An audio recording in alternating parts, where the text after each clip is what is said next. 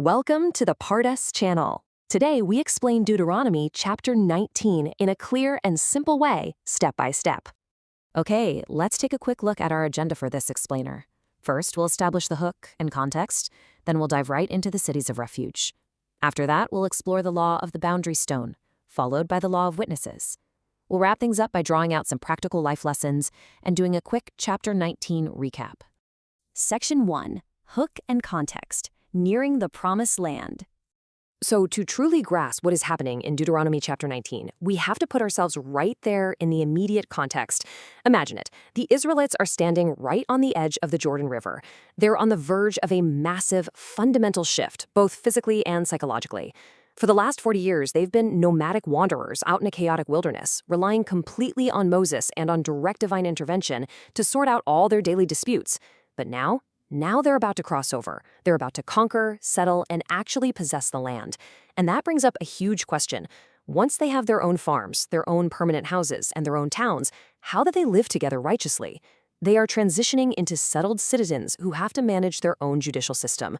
So right out of the gate, it is absolutely vital to establish firm, unshakable rules that preserve life, protect property, and guarantee fair trials. That's exactly what Chapter 19 does. It strips away the chaos of the desert and replaces it with a functional, strict, and fair system for community justice.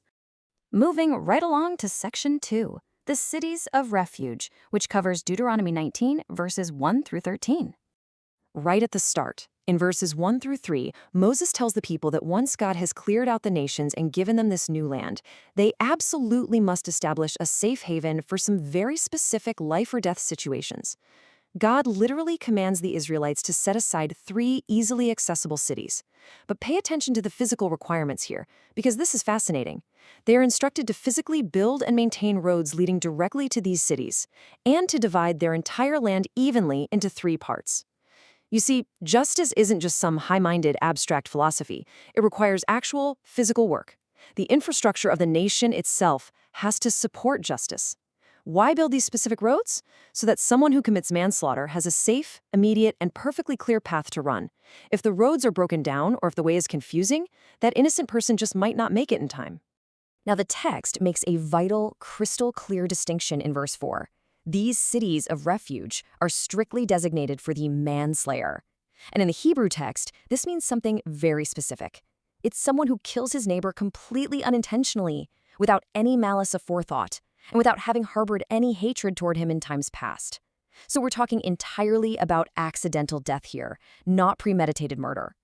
The law brilliantly recognizes that intent actually matters. Striking someone down out of long-standing, boiling hatred is one thing, but a tragic freak accident, that requires an entirely different response from the community to make sure further bloodshed is prevented. Verse 5 gives us this famous, incredibly vivid example straight out of the everyday life of an ancient Israelite. Just picture the scene. 2 men go deep into the forest, working side by side to chop wood for their families. It's just a totally normal, routine day of labor.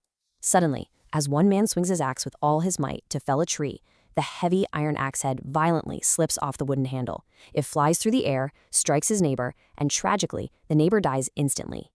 This is a pure, horrifying accident. There was zero hatred, no plotting, just a terrible, unforeseen tragedy. But now the man who is swinging that axe has to drop everything and flee for his absolute life. But why does he have to run?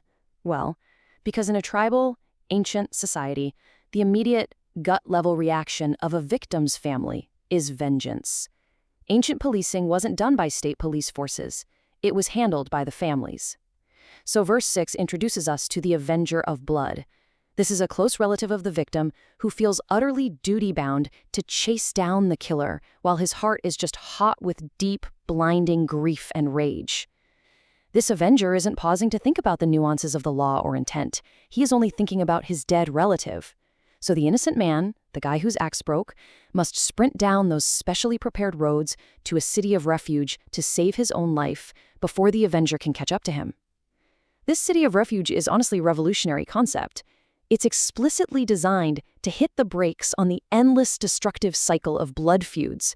It ensures the man doesn't die simply because he did not hate his neighbor. The absolutely crucial point here is making sure that sheer distance doesn't end up getting an innocent person killed. Verses 8 through 10 lay out a contingency. If God enlarges their territory, just as he promised to their forefathers, they are commanded to add 3 more cities, bringing the grand total to 6 cities of refuge. Moses is very explicit about the theological and the practical reasoning in verse 10. It's to ensure that innocent blood is never, ever shed in their land. In the biblical worldview, shedding innocent blood physically pollutes the land itself and brings a heavy, deep guilt upon the whole community. By ensuring a city of refuge is always within a reasonable running distance, the society actively blocks this guilt and protects its most vulnerable citizens. But as we see in verse 11, the law draws a hard, uncompromising line. What happens if a true, intentional murderer tries to game this holy system of mercy? Imagine a man who deeply, bitterly hates his neighbor. He actually lies in wait for him, violently assaults him, and intentionally murders him. Then, because he knows how the law works, he sprints to one of these cities of refuge, playing the victim and pretending it was all just a big accident so he can hide from justice. The dramatic contrast here is just so powerful. The text makes it undeniably clear the sanctuary of the city absolutely does not protect him. This holy system cannot be exploited by the wicked, no way. According to verse 12, the elders of his own town must actually send for him, drag him right out of the city of refuge, and hand him directly over to the avenger of blood to die. And notice that detail. It's the elders of his own town who have to go fetch him. This puts a massive emphasis on local responsibility. A community has to take an active, unflinching role in purging evil from its own ranks. Verse 13 commands it bluntly, show him no pity. The elders must purge the guilt of innocent blood from Israel so that the society as a whole can thrive. True justice, as we see here, means going to incredible lengths to protect the innocent, but it equally means making absolutely sure the guilty face the real consequences of their actions. Okay, moving to section 3, the boundary stone, which we find in verse 14. Stepping into verse 14, the chapter shifts its focus from protecting human life to protecting community property and inheritance. Now remember, in an agrarian society, land is literally everything. It's your family's daily survival, your long-term livelihood, and your legacy. So verse 14 strictly, unequivocally forbids moving a neighbor's boundary stone. These stones were the actual physical landmarks placed by past generations to clearly mark out property lines. Moving a boundary stone wasn't just some minor, petty property dispute. By secretly creeping out in the dark of night and shifting a stone marker just a few feet, a person was slowly, invisibly stealing their neighbor's inherited land, the very inheritance given to them by God himself. This law demands absolute, unwavering respect for the boundaries, the property, and the rightful inheritance of others. Next up, section 4, the law of witnesses, which takes us through verses 15 to 21. In verses 15 through 21, Moses transitions us from the agricultural fields straight into the courtroom. A fair, functioning society completely relies on an uncorrupted judicial system. So, verse 15 establishes a bedrock principle of biblical justice. One single witness is never, ever enough to convict someone of a crime, an iniquity, or a sin. A matter can only be legally established by the firm testimony of 2 or 3 witnesses. Why is relying on a single witness so incredibly dangerous?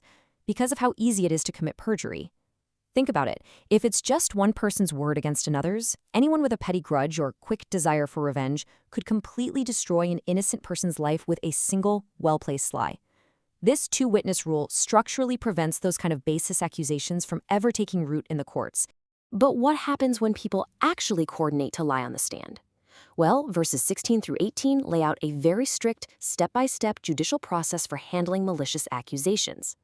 If an unrighteous, malicious witness rises up to accuse a man, both the accuser and the accused must stand in the presence of the Lord right before the serving priests and the judges who are holding office at that time. Note that phrasing, stand in the presence of the Lord. This tells us that perjury wasn't just viewed as a civil crime against your neighbor, it was taken as a direct, serious affront to God himself. The judges are then strictly commanded to inquire diligently.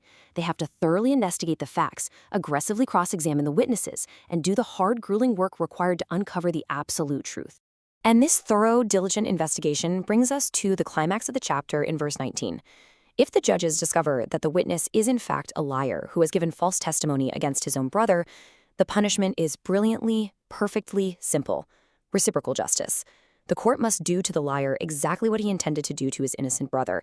It is the ultimate deterrent to lying on the stand. If that malicious witness lied to get his neighbor slapped with a heavy fine, well, he pays that exact fine. If he lied in an attempt to get his neighbor executed, then he himself faces execution. The very evil they plotted falls squarely and fully on their own head. This leads right into the very famous verse 21. Moses writes, "Show no pity, life for life, eye for eye, tooth for tooth, hand for hand, foot for foot." Now, this is one of the most widely misunderstood verses in the entire Bible. People so often think it encourages personal, street-level revenge. But looking at the context of this chapter, this literal standard was designed specifically as a strict judicial standard for the courtroom, aimed specifically at the false witness we just talked about. It ensures that the punishment perfectly fits the intended crime, no more and no less. It prevents courts from becoming overly cruel, and it stops them from being overly lenient. And verse 20 explains the ultimate overarching purpose of this. The rest of the people will hear about it, they will be deeply afraid, and they will never again commit such an evil thing in the courts. All right, Section 5, Practical Life Lessons. How do we apply these ancient laws today? Now that we've walked through this chapter verse by verse, understanding the who, the what, the where, and the why, let's extract the simple, everyday wisdom from it. We learned that a healthy community actually requires deliberate, structured systems. First, we have to create safe spaces for the innocent. In our lives today, that means protecting the vulnerable from hot-headed anger and making sure our institutions provide refuge for those who make honest human mistakes. Second, we have to respect the boundaries of others.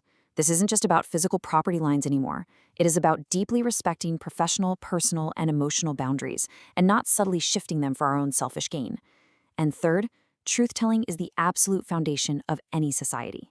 A community where the truth is constantly corrupted by lies, by gossip, and by false witnesses, that community will eventually, inevitably, collapse. And finally, Section 6, our Chapter 19 recap. Let's look at a summary of the laws. Let's just take a deliberate moment to recap the step-by-step journey we just took through the literal text of this incredible chapter.